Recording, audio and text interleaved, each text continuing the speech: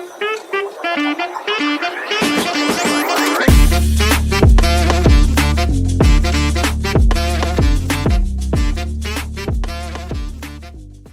warahmatullahi wabarakatuh. Salam sejahtera bagi kita semua. Salam, Om Swastiastu, Om Santi Santi, Om Rahayu. Halo Sobat Pojok Kesbangpol, hadir kembali kami. Kali ini bersama dengan kemasan baru. Perkenalkanlah saya, Restika Nugraheni, akan menemani bincang Pojok Kesbangpol pada kali ini. Lama sekali tidak menyapa, kali ini kami hadir kembali akan membahas terkait dengan permasalahan yang menyedihkan, namun juga merupakan masalah yang besar dan masih sering dihadapi di negara berkembang, yakni terkait dengan kemiskinan. Karena kita ada di Kulon Progo, terkait hal ini akan kita kaitkan dengan kemiskinan di Kabupaten Kulon Progo. Terkait kemiskinan ini memang sudah diupayakan melakukan penurunan, kemudian dilakukan berbagai upaya untuk menurunkan tingkat kemiskinan, tentunya masuk juga dalam tujuan pembangunan berkelanjutan atau sustainable development yang secara rinci, secara strategis akan kita capai di tahun 2030. Kemudian di Kulon Progo ini sudah dikemas dalam berbagai bentuk, baik itu rencana pemerintah daerah, RAD, dan lain sebagainya. Namun untuk lebih detailnya akan kita tanyakan, akan kita obrolkan dengan kali ini kami bersama dengan Kabid Pemerintahan dari Baperinda Kulon Progo, Bapak Restu Dewandaru SEMM. Bapak Restu, apa kabar? Baik, selamat pagi. Berikut kami dengan Bapak Restu, karena tak kenal maka tak sayang. Bapak, nanti sebelum kita mengobrol, sebelum kita berbincang terkait dengan kemiskinan, mohon disampaikan terlebih dahulu untuk profil singkat Pak Restu. Ya, terima kasih atas waktunya Mbak Restika. Selamat pagi semuanya di Pojok Kesbangpol. Pagi hari ini kita akan berdiskusi terkait dengan kemiskinan. Namun sebelumnya tadi diminta untuk memperkenalkan diri. Saya Restu Dewandaru dari Badan Perencanaan Pembangunan Riset Inovasi Daerah Kabupaten Kulon Progo. Pada kesempatan pagi hari ini nanti akan banyak digali mungkin dari Mbak Restika terkait dengan kemiskinan. Di Baperinda itu ada bidang namanya pembangunan manusia dan pemerintahan. Itu kebetulan kami yang mengampu, yang nantinya akan banyak bergelut atau berkecimpung dalam hal sosial dan kesejahteraan rakyat. Mungkin itu dia perkenalan dari kami, matur nuwun. Saya kembalikan. Berikut perkenalan singkat dari Bapak Restu. Kali ini kita akan lagi-lagi membahas tentang kemiskinan. Namun sebelum masuk ke materi terkait dengan rencana penanggulangan kemiskinan dan lain sebagainya, Bapak Restu, pertama yang ingin kita tahu adalah bagaimana terkait dengan kondisi kemiskinan di Kabupaten Kulon Progo itu sendiri, Bapak. Jadi terkait dengan kondisi kemiskinan, mungkin itu sudah banyak di media tersebar atau banyak juga informasi terkait dengan kondisi kemiskinan di Kabupaten Progo. Pada saat ini angka kemiskinan Kulon Progo ada di 15,62%, artinya itu yang tertinggi se-Daerah Istimewa Yogyakarta. Sementara DIY sendiri di angka 10,80%, itu tertinggi se-Jawa. Itu secara analogi itu dapat disampaikan bahwa Kulon Progo itu menjadi kemiskinan yang tertinggi di DIY kan gitu. Tapi tidak seperti itu ternyata, karena memang kita itu tertinggi karena memang jumlah penduduk kita yang kecil, yang sedikit.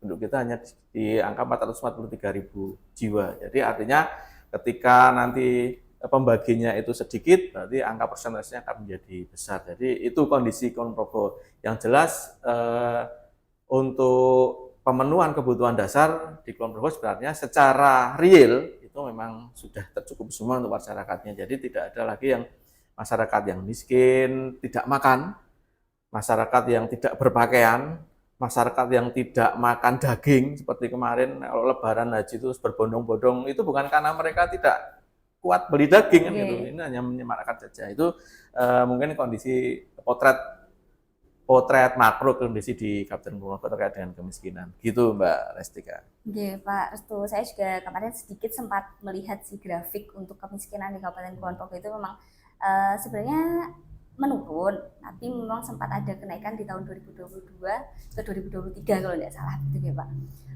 Kemudian saya juga jarang sih di sini menemukan non sewu kalau bahasa kasarnya pengemis dan lain sebagainya jarang. Jadi untuk kemiskinan kulon progo sedikit terlihat juga tidak. Kemudian Bapak, yang kedua, pertanyaan yang kedua, bagaimana Pak terkait dengan latar belakang perubahan Perda terkait kemiskinan di Kulon Progo? Sebelum saya menanggapi yang tadinya terkait dengan latar belakang, mungkin sedikit juga kami sampaikan tadi terkait untuk penghitungan angka kemiskinan. Jadi kemiskinan kita itu kan dihitung berdasarkan food need, jadi kebutuhan makanan ya, konsumsi, artinya kebutuhan konsumsi yang harus dipenuhi oleh warga Kulon Progo dalam hal ini. Jadi untuk untuk terkait dengan kemiskinan yang ada di Kulon Progo memang tidak ada pengemis, tidak ada gelandangan, karena memang juga tadi itu tidak terlihat. Jadi kemiskinan itu tidak hanya dilihat dari profesi atau ada kondisi fisiknya kan itu.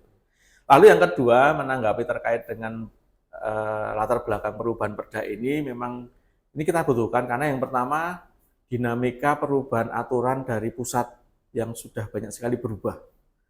Lalu yang kedua, Perda kita itu adalah Perda nomor 19 tahun 2015 tentang kemiskinan yang kondisinya waktu disusun itu sudah sangat jauh berbeda dengan kondisi saat ini. Kalau kemarin di 2015 hanya difokuskan untuk intervensi dalam satu hal atau satu bidang, padahal kemiskinan itu kan multidimensi, tidak hanya diukur dari sisi ekonomi, tapi juga ada strukturalnya, ada kulturalnya. Jadi situ yang akan kita tangkap, akan kita menjadi latar belakang untuk perubahan Perda ini. Di samping itu, perubahan Perda ini juga akan kita kemas dalam rangka untuk peningkatan sinergi kolaborasi, seperti yang akan kita sampaikan di forum yang lain, bahwa sinergi kolaborasi penanggulangan kemiskinan itu memang sangat diperlukan di Kabupaten Kulon Progo.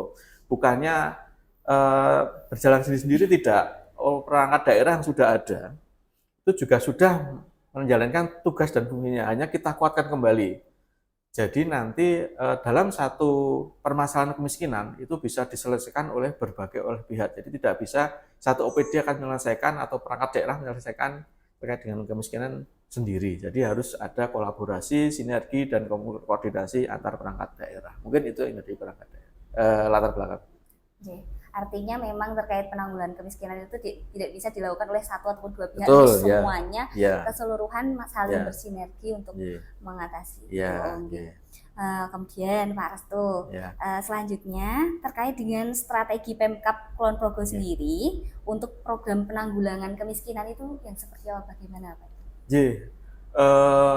Seperti tahun-tahun sebelumnya. Jadi karena kemiskinan itu sudah menjadi dalam tanda kutip itu penyakit gitu.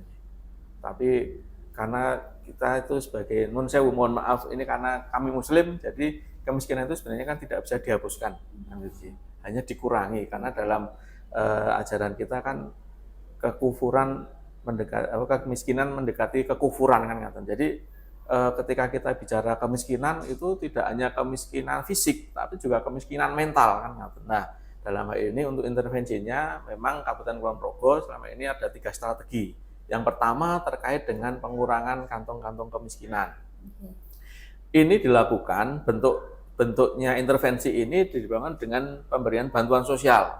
Jadi bantuan langsung tunai, bantuan BPNT, bantuan pangan non tunai, lalu ada subsidi listrik dan sebagainya. Itu intervensi terkait dengan pengurangan kantong-kantong kemiskinan. Itu yang pertama. Lalu yang kedua itu terkait dengan peningkatan pendapatan dan pemberdayaan. Jadi masyarakat miskin itu kita dorong untuk berusaha untuk memperbaiki kualitas hidupnya. Kan. Jadi tidak hanya dia hanya teludol lumeng asto. Jadi ya minta-minta itu kita janganlah, karena juga di ajaran kita bahwa memberi itu lebih baik daripada menerima kan. Nah, itu hal-hal itu yang kita tekankan juga. Jadi pemberdayaan apa yang bisa kita lakukan itu kita punya data dulu nih Mbak. Kita punya data terkait dengan masyarakat miskin yang dalam usia produktif yang bisa kita optimalkan atau bisa kita berikan modal namanya untuk dia berusaha. Pemberdayaan itu dilakukan oleh teman-teman dari Dinas Pemberdayaan Masyarakat, dari Dinas Sosial, lalu ada pelatihan pelatihan terkait peningkatan kompetensi kapasitas itu nanti dari teman-teman Dinas Tenaga Kerja. Juga pelatihan-pelatihan yang lain yang dalam ini dari Dinas Teknik, misalnya dari Dinas Pertanian nanti diajari bagaimana caranya bercocok tanah yang baik, yang sudah disediakan modalnya, lalu dari teman-teman Dinas Kelautan, Perikanan, kan seperti itu. Jadi kita mengoptimalkan sumber daya perangkat daerah yang ada untuk dalam rangka penanggulangan kemiskinan di intervensi yang kedua. Lalu yang ketiga, strategi kita adalah terkait dengan pengurangan infrastruktur, pengurangan infrastruktur. Artinya untuk pembenahan infrastruktur bagi masyarakat miskin. Kalau dulu masyarakat miskin itu misalnya rumahnya itu masih kurang layak, nah kita berikan RTLH, bantuan RTLH itu, bantuan rumah tidak layak huni bagi masyarakat miskin. Lalu kita berikan akses produksinya atau akses ekonominya, misalnya masyarakat miskin jauh di Samigalo atau tidak ada akses untuk mengirim bahannya untuk dijual ke kota. Nah, kita perbaiki nih akses nih jalan infrastrukturnya. Jadi seperti itu. Jadi intervensi yang kita jalankan seperti itu kira-kira. Ngaten, Mbak Rika. Jadi Bapak, garis besarnya adalah pemerintah itu tetap akan memberikan bantuan bagi warga yang Betul, dikatakan miskin, tapi bagi warga itu jangan serta-merta karena diberi bantuan jadi hanya meminta bantuan terus. Marilah menjadi masyarakat yang berdaya, Pak, berdaya, kreatif, memberikan kontribusi yang lebih untuk dia bisa memberikan hasil untuk dirinya sendiri. Kemudian pemerintah juga akan memberikan fasilitas juga terkait dengan infrastruktur untuk menunjang kreativitasnya. Begitu, Oke, Bapak. Kemudian selanjutnya terkait dengan peran, Pak. Kami kaitkan dengan tokoh politik atau ormas karena kita ada di Kesbangpol, teman-teman. Jadi bagaimana untuk peranan dari tokoh politik ataupun ormas untuk ikut serta dalam menanggulangi atau mengatasi kemiskinan ini, Bapak? Nah, ini hal yang penting, Mbak. Peran dari tokoh-tokoh itu, apakah tokoh masyarakat, tokoh politik, apapun siapapun. Jadi kita memang sangat berharap juga di para tokoh ini bisa memberikan penyadaran pada masyarakat. Yang pertama, peran tokoh politik. Nah, ini kita dalam hal ini karena nantinya sinergi kolaborasi itu akan kita tuang dalam sebuah aturan, terutama untuk mengevaluasi atau mereview perda yang lama dengan perda yang baru. Nah, ini kita tokoh-tokoh politik itu akan kita dorong, kita mohon bantuannya untuk bisa mendukung hal ini, perubahan ini. Karena ini penting ketika kita punya sebuah pedoman, kita punya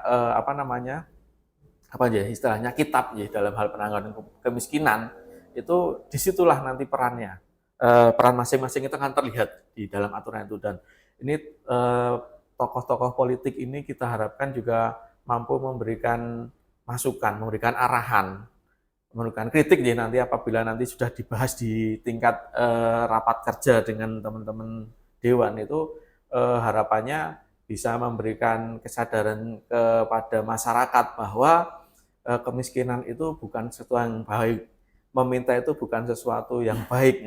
Jadi ini peran yang kita butuhkan.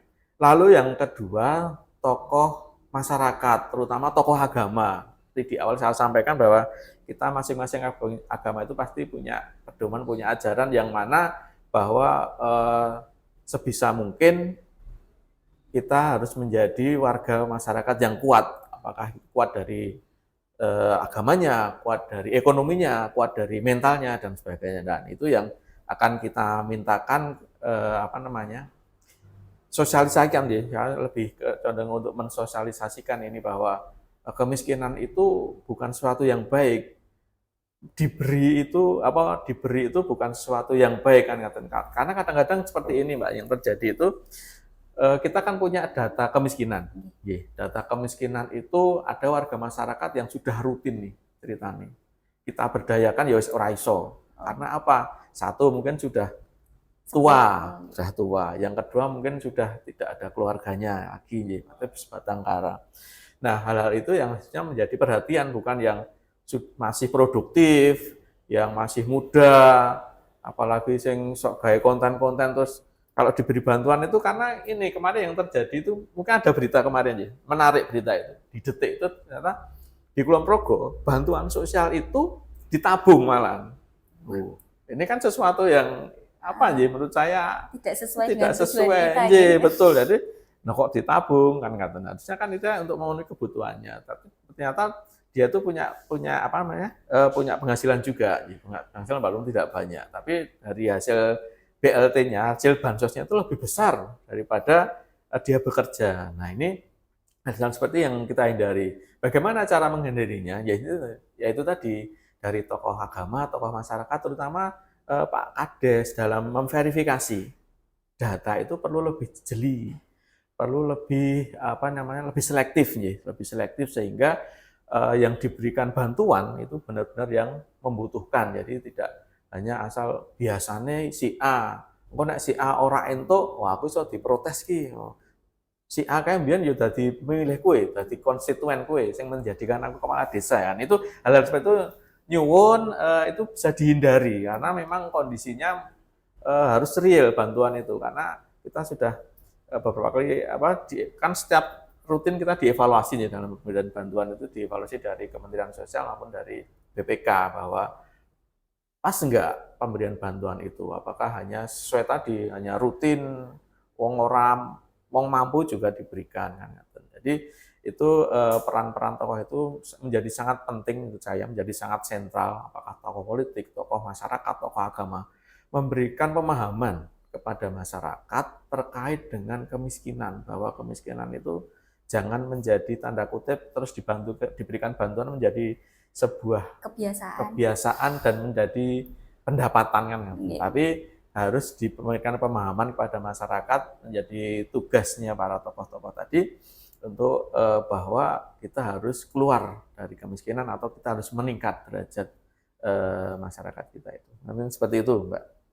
Artinya terkait dengan tepat sasaran atau tidaknya bantuan gitu Pak. Jadi tokoh masyarakat, tokoh politik dan lain sebagainya, ayolah bantu kita untuk lebih peka terhadap keadaan yang ada di kanan kiri. Kok kiranya ada yang sudah layak hidupnya sampai bisa ditabung tadi kan lucu ya Pak. Kalau dikasih bantuan tapi kok malah ditabung itu kan berarti artinya dia mampu.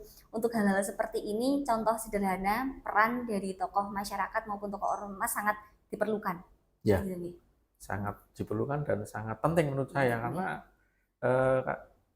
tokoh ini kan akan bisa mempengaruhi pola pikir, pola tindak kan. Jadi ketika dia menyampaikan hal yang baik menurut saya sama ketika negarawan atau tanda kutip atau kalau nabi itu kamu harus berbuat baik lah semuanya kan mengikuti kan. Nah, itu perlu menjadi teladan jangan sampai nanti ya malah melu-melu wis dadi tokoh kok malah untuk bantuan. Tapi itu ada kemarin kita punya data itu. Tapi saya nggak matur deh. Artinya kita juga perlu pengawasan karena dari sisi kami tidak bisa mengawasi semuanya satu persatu. Jadi kanan kiri peka dan butuh kontribusi terkait pengawasan penerimaan bantuan begitu. Kemudian selanjutnya tadi sudah dibicarakan terkait dengan data penduduk terkait kemiskinan itu memang tidak dilihat baik secara fisiknya aja tapi karakter dan lain sebagainya. Untuk data penduduk miskin itu sebenarnya dilihat dari mana Bapak? Oh iya. Jadi terkait dengan data itu sebenarnya kemarin ini sebelumnya saya jelas sebelumnya. Jadi kita itu punya 3 sumber data terkait dengan kemiskinan. Yang satu namanya DTKS. Data DTKS. Data terpadu kesejahteraan sosial. Itu punyanya Kementerian Sosial. Dia menerbitkan data dalam hal ini tujuannya dalam hal untuk pemberian bantuannya. DTKS itu ansih bagi masyarakat yang akan diberikan bantuan, itu DTKS. Lalu yang kedua ada data namanya data percepatan penurunan data pensasaran percepatan penurunan kemiskinan ekstrim. Nah, ini dari Kementerian Pembangunan Manusia dan Kebudayaan. Ini data ini bukan untuk pemberian bantuan, tapi data ini merupakan potret dari daerah seberapa besar kemiskinan yang ada di situ, termasuk BNPA-nya. Jadi ada namanya si A, si B, si B. Tapi kalau Mbak Restika ya nggak akan di sini karena KTP-nya masih sana tuh Mbak. Oh iya, itu ya nggak mungkin miskin ya. Nah, miskin kok. Insya Allah cukup. Apa malah bagi, nanti saya dibagi Mbak. Lalu yang ketiga ada data registrasi sosial ekonomi yang dilakukan oleh BPS di tahun 2022. Mungkin Bapak Ibu pemirsa atau Mbak Restika juga pernah didatangi dari BPS di data, gitu. Nah, di data itu kan ditanya namanya siapa, pekerjaannya apa. Penghasilannya berapa? Nggak mungkin ditanya penghasilannya. Oh, udah Enggak, kalau BPS, data BPS itu sensus ya, karena selama ini kan BPS itu sampling. Kalau sensus itu didatangi satu-satu. Itu tidak akan tanya pendapatannya, karena orang tidak akan mengaku. Misalnya saya ditanya, Pak Restu penghasilannya berapa? Saya nggak akan bilang sekian juta gitu, atau sekian puluh juta nggak akan. Karena akan berkait dengan hal yang lain. Berarti yang ditanya dari BPS, itu pengeluarannya. Nah, Pak Restu kalau makan daging, beli daging, gitu, sebulan berapa kali? Sekali konsumsi daging berapa kilo? Pak Restu pakai gas 3 kilo atau 12 kilo kan itu. Nah, ini hal yang ditanyakan oleh BPS. Tadi ini nanti selaras dengan pendapatannya. Jadi ketika dia bisa memenuhi kebutuhan primernya, otomatis dia punya pendapatan yang cukup. Kan, itu analoginya seperti itu. Jadi itu ada 3 data ya, kita ngomongin data, ada 3 data tadi, ada DTKS, ada data PMK P3KE, dan ada data Reksosek. Itu. Nah, saat ini sebelum yang terbaru itu namanya ada di Inpres nomor 8. Tentang kemiskinan. Itu ada data terpadu DTSEN, data terpadu DTSEN itu saya lupa, yang S-nya itu ekonomi nasional, data terpadu sosial ekonomi nasional, DTSEN. Itu gabungan dari tiga data itu. Nah, sebelum ada DTSEN, itu kita punya namanya data sepakat. Nah, data sepakat ini adalah data dari Bappenas, dari BPS, dari Reksosek, hasil olahan sensus yang diolah oleh Bappenas untuk memberikan perankingan terhadap kondisi kemiskinan di suatu daerah. Itu data sepakat, Mbak. Jadi data sepakat itu nanti terdiri atas 10 disil. Nah, ada disil 1, disil 2, disil 3 sampai disil 10. Artinya apa? Disil ini adalah menggambarkan kondisi kemiskinan masyarakat yang paling miskin. Jadi disil 1. Level-level. Iya, bahasanya level. Tadi disil itu kan 1000 per 1000. Jadi kan per 100.000 atau per 1000 ya, lupa. Jadi itu yang menggambarkan. Ada disil 10 ini yang paling sejahtera. Bahasanya kan seperti itu. Nah, kemarin untuk bisa mengakses sepakat ini, kita harus bersurat atau kita harus memohonkan hak aksesnya ke Bappenas. Baru kita bisa melihat kondisi kemiskinan BNBA di Kabupaten Kulon Progo.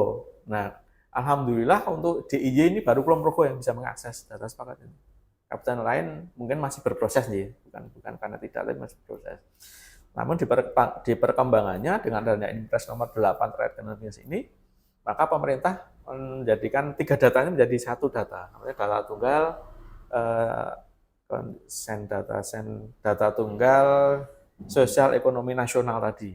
Itu isinya sama, dan itu di data itu komplit, Mbak. Misalnya diketik, tapi yang NIK-nya Kulon Progo ya misalnya. Kalau saya kan bukan sini, jadi saya itu pendatang di sini sama seperti jenengan. Sama-sama pendatang. Hanya memang saya datang lebih dulu jenengan yang terakhir. Baru seumur jagung. Wah, jadi berarti sebentar lagi panen ya. Jagung kan pendek. Jagung kan pendek. Kan gitu. Nah, itu di data itu muncul, misalnya diketik namanya Pak, karena ini kan namanya Pak Romadi gitu misalnya, Pak Romadi. Dan saya kalau ada kesamaannya. Pak Romadi itu kan terlihat dia itu dapat bantuan apa? Gitu. Kondisi rumahnya seperti apa, terus anaknya berapa, asetnya apa, kagungan rumah seperti apa, itu ada nanti bentuk rumahnya ke foto, itu rumahnya layak atau tidak. Nah, itu menjadi intervensi kita untuk penanggulangan kemiskinan dari sisi tadi bukan pembagian, dari sisi program yang kan, atau intervensi tadi, strategi tadi. Misalnya kalau rumahnya ternyata tidak layak, yuk kita intervensinya dengan RTLH, rumah tidak layak ini. Atau ternyata dia itu non sewu, beliau itu ada ketunaan, artinya harus dibantu dengan apa kan, karena kita di dinas sosial juga akan membantu alat-alat untuk difabel yang produktif ya, misalnya non sewu yang tunadaksa kakinya nggak ada ya, nanti kita berikan kaki palsu atau kita berikan krek seperti itu. Atau dia memang tidak punya pekerjaan yang tetap, dia tidak punya penghasilan yang tetap, dia masuk dalam fakir, nanti kita bantu dengan bansos, dengan BLT itu, bantuan langsung tunai atau bantuan pangan non tunai, seperti itu. Nah, di samping itu kita dalam bersinergi pengentasan kemiskinan itu penanggulangan kemiskinan juga pentahelik ya Mbak, ada 5 unsur yang harus kita libatkan. Makanya di penguatan perubahan perda itu akan kita hapus menjadi pasal tersendiri karena di perda sebelumnya itu tidak ada. Nah, pentahelik itu satu dari pemerintah sendiri, yang kedua dari perguruan tinggi atau pendidikan akademisi, lalu yang ketiga adalah dunia usaha, yang keempat ada media, dari media untuk sosialisasi, yang terakhir adalah peran dari LSM, jadi non pemerintah itu harus solid dalam menanggulangi kemiskinan ini. Nah itu tadi yang terkait dengan data. Jadi memang kita nanti data ini yo omong kosong ketika harus menyelesaikan suatu masalah kan gitu nih. Kita sepakat seperti itu. Makanya data ini menjadi hal yang pokok. Sampai kemarin Pak Presiden menyampaikan kalau tidak ada data tidak ada yang bisa kita lakukan. Betul, karena pedomannya Mbak Nestika terkait dengan data. Terkait dengan data itu memang karena suatu permasalahan kita harus cari akarnya terlebih dahulu. Akar kita tahu dari data. Dan itu sudah dijelaskan bahwa data memang yang diambil itu sangat kompleks ya Pak. Untuk rumah dan lain sebagainya itu sangat kompleks. Terkadang saya yang sebagai warga aja kalau ditanyai terlalu banyak itu sebenarnya saya agak males Pak. Tapi karena itu diperlukan untuk pemerintah, diperlukan untuk melakukan penanggulangan suatu masalah. Jadi tetap kita dilayani ya Mbak. Dilayani gitu tak kita bantu ya. Sejujur-jujurnya. Walaupun bukan iklan dilayani dengan sepenuh hati kan. Sebelum nanti karena sudah terlalu banyak berbicara sepertinya tadi bisa disambi untuk diujuk Bapak karena kita masih ada 267 pertanyaan. Bercanda. Oke Bapak monggo sambil diujuk. Saya minum ya Mbak ya. Ini real. Ini real ya? Bukan properti ya? Bismillah.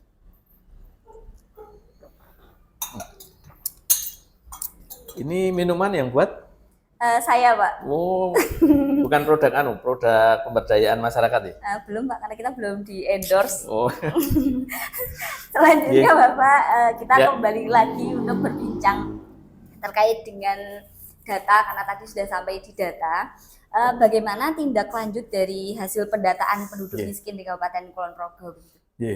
Jadi untuk tindak lanjut setelah kita memiliki data itu banyak sekali Pak manfaatnya dari data itu yang bisa kita tarik atau kita dapatkan. Jadi tadi saya sudah sampaikan di awal kondisi real masyarakat itu seperti apa kan. Jadi itu akan menjadi bentuk intervensi biar nanti pas. Nah, dalam rangka untuk proses pengakuratan data itu kan kita harus berikan juga. Jadi nanti prosesnya seperti ini Mbak Restika. Jadi pada saat kita akan menetapkan BNBA atau by name by address terkait dengan siapa sih yang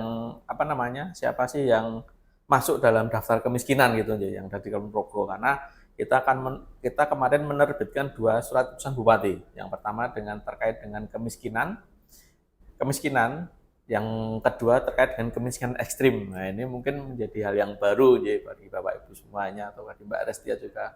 Kemiskinan ekstrim ini apa toh kan gitu. Kok katanya kok ekstrim gitu loh, menggunakan kata ekstrim gitu. Kenapa kan gitu. Ini sebenarnya ini dilandasi atau dikuatkan dengan Inpres nomor 4 tahun 2022. Itu ada penanggulangan kemiskinan ekstrim yang pada situ menjadi kegalauan pemerintahan sebelumnya atau pemerintahan Pak Jokowi itu bahwa seluruh Indonesia itu kemiskinan ekstrim atau kemiskinan yang ada di disil 1. Disil 1 itu harus 0. Jadi itu harus ditanggulangi atau harus diberikan bantuan. Itu tidak boleh terlewatkan kan seperti itu. Nah, di Kulon Progo untuk kemiskinan ekstrimnya itu sebesar 3,44% atau sekitar 1.000 sekian, 1.500-an gitu, warga dan itu memang di targetnya 2024 untuk 0% itu memang belum tercapai. Makanya ada Inpres yang terbaru dari pemerintahan yang baru ini dari Pak Prabowo nanti di 2027 kemiskinan ekstrim harus 0%. Nah, pada saat untuk pendataan ini kita untuk mendapatkan yang pas biar akurasi datanya itu bisa dipertanggungjawabkan, itu kita juga melibatkan pihak kelurahan tadi, ada tokoh masyarakat, ada tokoh agama, ada tokoh politik yang ada di pemerintahan tingkat paling rendah di kelurahan. Itu setelah kita filter data, kita sampaikan ke teman-teman kelurahan untuk diverifikasi, divalidasi, benar enggak misalnya restu ini masuk dalam daftar penerima bantuan. Nah, benar, berarti ini tidak bisa dijawabkan. Karena apa? Karena restu ini kan sudah jelas dia pegawai negeri, dia punya penghasilan tetap, kan? Dia punya aset tetap misalnya. Ini harus berani, pemerintah kelurahan itu harus berani, gampangnya nyoret restu keluar dari daftar penerima, dibantu yang lebih membutuhkan, digantikan oleh yang lebih membutuhkan itu. Jadi kondisinya saat ini memang seperti itu ya, karena ini juga tidak lepas dari iklim demokrasi, semuanya serba pilihan kan gitu ya. Kemarin Mbak Restika pas di Purworejo milih sopo itu opo kan nonton, ora milih Pak A kae ora entuk. Nah kan itu menjadi budaya yaitu yang sebenarnya itu peran, makanya sama tadi peran tokoh itu sangat penting, memberikan kesadaran, memberikan wawasan yang lebih bagus terkait dengan kemiskinan ini. Nah, menyambung dari apa yang disampaikan Mbak Restika terkait dengan Gen Z nih. Nah, ini menarik, Mbak. Jadi gini, saya ceritanya dari angkatan kerja dulu, kan gitu. Saat ini Kulon Progo tingkat penggunaan terbukanya paling rendah di DIY, 2,02%. Jangan bayangke, Mbak Restika lulusan ekonomi. Saya ilmu politik, Pak. Ilmu politik, oke. Berarti sok ngapus-ngapusi gitu, politik itu ya. Tidak benar ya, pemirsa. Benar. Seperti itu. Nah, coba dengan bayangke, kita itu angkatan penganggurannya paling rendah di DIY. Tapi kemiskinannya paling tinggi di DIY. Ini kok balik gitu. Ya, kan ini ada sesuatu yang bertentangan gitu ya. Harusnya kan ketika banyak orang yang bekerja punya penghasilan, atau kemiskinannya kan tidak tinggi. Ini agak ini ada anomali di kami itu. Bertolak belakang. Ya, betul, ada anomali tadi. Dengan 0,2 itu kemarin teman-teman Dinas Tenaga Kerja itu membuka 8.354 lowongan kalau nggak salah dari seluruh DIY. Pendaftarnya berapa? Pendaftarnya itu 5.000-an. Artinya ada 3.000 lowongan yang tidak terisi. Kalau angkatan kerja kita itu 2,02% atau sekitar 3.000, harusnya seluruh pengangguran di Kulon Progo itu 0. Kan ngoten toh? Masuk. Karena lowongannya lebih besar, peminatnya cukup. Kan gitu. Dari 5.000 itu, yang 3.600 itu ternyata yang mengisi itu dari daerah-daerah lain. Tidak di Kulon Progo. Yang Kulon Progo itu 2.000-an. Artinya apa? Ini setelah kita cermati ternyata itu tadi ada Gen Z gitu ya. Gen Z yang non sewu notabene itu non sewu ini yang bukan yang yang kerja formal ya, atau yang pegawai negeri nih. Kalau saya yakin kalau Mbak Restika dan teman-teman yang di sini mestinya lebih bertanggung jawab, lebih bisa. Ini saya yang luar yang pekerjaannya non formal. Artinya bahwa Gen Z saat ini itu kita istilahkan kalau kemarin itu generasi yang minyi-minyi itu ya. Generasi stroberi itu ya. Generasi stroberi itu dipencetnya lepek-lepek gitu. Meletre. Terus kemarin teman-teman Dinas Tenaga Kerja itu sampai menyebutkan tenaga kerja Kulon Progo rata-rata kena penyakit muntaber gitu. Itu aku yang bayangin waktu itu dengan teman-teman. Muntaber itu apa, Pak? Muntaber itu mundur tanpa berita. Jadi dia sudah diterima bekerja karena dia nggak tahan dengan pekerjaannya, karena pekerjaannya sebenarnya formal, tapi dia biasa bebas itu namanya. Kalau generasi Z-nya di Kulon Progo seperti itu. Dia nggak mau. Ini contohnya kemarin ada tenaga kerja diterima di perusahaan retail di Jogja. Batas Jogja itu kan nggak terlalu jauh. Jenengan ngekos atau? Saya laju 30 menit. Okay. Purwodadi yang mana? Saya Kaligesing Pak, jadi dekat 30 menit dari itu sini. sebenarnya bawa susu Etawa itu laku kalau di sini kan. Iya, Tambah, nanti ya. lain kali kita ngobrol lagi. Oh Saya ya, jadi ini saya lanjutkan. Jadi dia diterima di sana, tapi tiba-tiba dia mundur, dia nggak masuk kerja. Kan ditanyakan nih ke apa di bursa lowongan kerja kita itu kenapa Pak kerjanya itu ternyata itu nggak sebebas ketika saya tanda kutip nganggur gitu ya. Kerjaan itu harus berdiri karena SPG, berdiri melayani, jam kerjanya jam 9 gimana, saya nggak bisa, saya biasanya. Nah, itu mental seperti itu yang perlu kita dibangun kalau di Kulon Progo terkait dengan kinerja. Juga ada yang udah bekerja di hotel. Wah, aku nak sip-sipan bangun malam ora iso kan gitu. Nah, ini yang sebenarnya kita perlu tumbuhkan atau perlu kita kuatkan ke teman-teman Gen Z itu untuk tidak menjadi generasi strawberry atau generasi yang menye-menye kemarin tadi itu yang saya amatur itu. Jadi memang mungkin saat ini yang perlu peran, nah, jadi kembali lagi nih peran tokoh, peran itu memberikan penguatan tadi. Jadi tidak hanya dalam hal kemiskinan itu ternyata luas nih, multidimensi nih, tidak hanya ketika tidak bisa membeli maem, tidak bisa memenuhi sandang, tidak punya rumah, tapi tidak ternyata kemiskinan mental itu lebih berbahaya kan seperti itu karakter ya. Ini kondisinya seperti itu ya Gen Z. Jadi harapan kami nanti teman-teman Gen Z ini yang saat ini sudah berkarya dimanapun itu bisa dikuatkan, bisa ditingkatkan sehingga memberikan kontribusi yang paling baik untuk daerahnya atau negaranya. Mungkin ngaten Mbak Rizky. Karena kita perlu peran gitu ya Pak. Ya. Peran kali ini seharusnya kan karena generasi muda harusnya semangatnya justru 45 lah. Ya. Kok Gen Z malah lebih banyak dilihatnya itu kok terlihat karakternya kurang kuat begitu ya Pak. Mungkin itu ya kadang-kadang generasi muda kita itu melihatnya sosok-sosok yang ada di televisi itu ya. Dia itu nggak punya pekerjaan, yang punya penghasilan kan itu yang diharapkan. Pengennya kepenak. Iya, kepengennya penak gaweannya apa? Nah, konten-konten kayak gini nih, konten nggak ini nanti dijual tak kerja nih untuk duit loh ini. Konten-konten gini atau tadi malam saya nih, wah, ini Sumanto, pernah dengar Sumanto? Yang makan mayat itu? Ya. Oh, sekarang jadi konten kreator. Oh iya, iya. Karena sudah keluar dari penjara. Jadi dia nggak bekerja, ini jadi penghasilan, jadi konten kreator lah. Apakah itu yang mau ditiru oleh generasi muda seperti itu? Tapi kan harapan kami tidak seperti itu ya. Jadi memang benar-benar punya jiwa tumpah darah, jiwa yang bisa memajukan bangsa dengan hal-hal yang positif.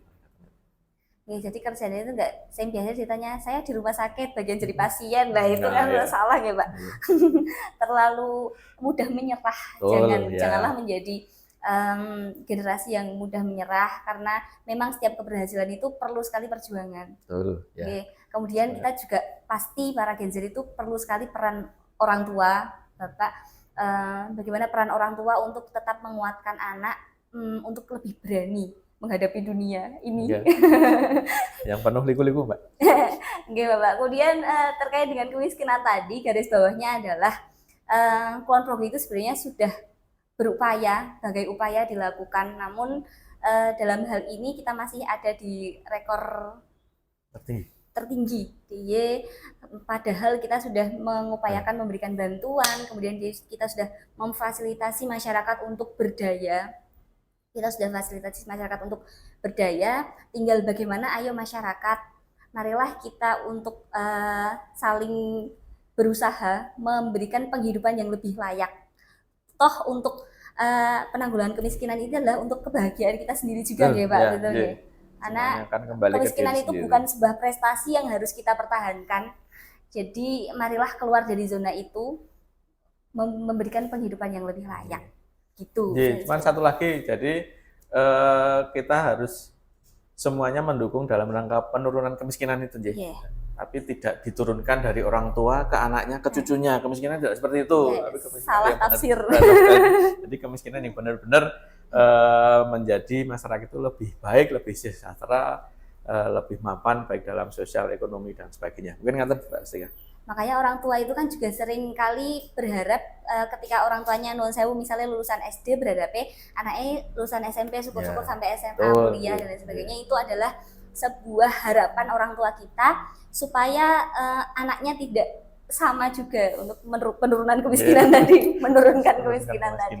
Oke, begitu ternyata untuk kemiskinan ini memang perlu sekali banyak peran baik dari generasi mudanya, dari pemerintah juga memberikan peran, dari masyarakatnya. Jadi mari saling bersinergi untuk mencoba, karena prosesnya panjang, jadi kita coba untuk menurunkan atau mengatasi sedikit demi sedikit terlebih dahulu. Begitu untuk bincang Pojok Kesbangpol pada kali ini, topiknya sangat menarik. Terima kasih Pak Restu sudah meluangkan waktunya kali ini untuk berbincang dengan saya. Kita bertemu lain waktu. Perihal kemiskinan ini pastinya menjadi hal yang menarik dan kami harap teman-teman bisa memberikan impact untuk kehidupan yang lebih baik tadi begitu. Begitu teman-teman Pojok Kesbangpol, kami akhiri untuk bincang Pojok Kesbangpol kali ini. Wassalamualaikum warahmatullahi wabarakatuh. Salam sejahtera, Om Swastiastu, Om Santi Santi Om, Namo Buddhaya, Rahayu. Terima kasih.